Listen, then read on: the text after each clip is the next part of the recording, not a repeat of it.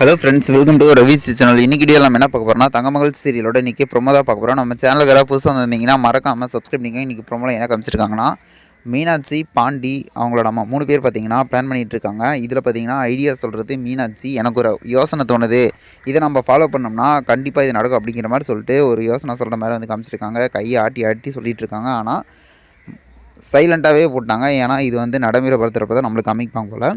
இதில் ஒரு பிளான் போட்டிருக்காங்க. ஆனால் இது சக்ஸஸ்ஃபுல்லாக முடியும் அப்படிங்கிற மாதிரி சொல்லிட்டு பாண்டியும் வந்து இதே ஆர்வமாக ஒத்துக்கிறாரு. மொத்தத்தில் அவர் என்ன சொல்கிறாருன்னா, ஹாஸ்னி கத்தில் நான் தாலி கட்டல அப்படின்னு மட்டும் ஹாஸ்னி வயலியே வந்து ஒத்துக்கிட்டா எனக்கு போதும் அப்படிங்கிற மாதிரி சொல்லிட்டு இவரே சொல்லிகிட்டு இருக்கிறாரு. இதுக்கு எந்த பிளான் போட்டாலும் நான் அதுக்கு கட்டுப்படுவேன் அப்படிங்கிற மாதிரி சொல்லிட்டு இவர் பாண்டி சொல்லிகிட்டு இருக்காரு. இந்த டைமில் பார்த்திங்கன்னா இவங்க எல்லாருமே பிளான் பண்ணி முடிச்சுட்டு ஹாஸ்னியை வீட்டை விட்டு வெளியே அனுப்புவாங்களா, இல்லை அதில் வந்து குளறுபடி நடக்குமா அப்படிங்கிறது தான் ட்விஸ்ட்டாக மாறப்போகுது. இதுக்கப்புறம் பார்த்தீங்கன்னா பாண்டி கேட்டுட்டு சரி கிளம்பி போகிறாரு.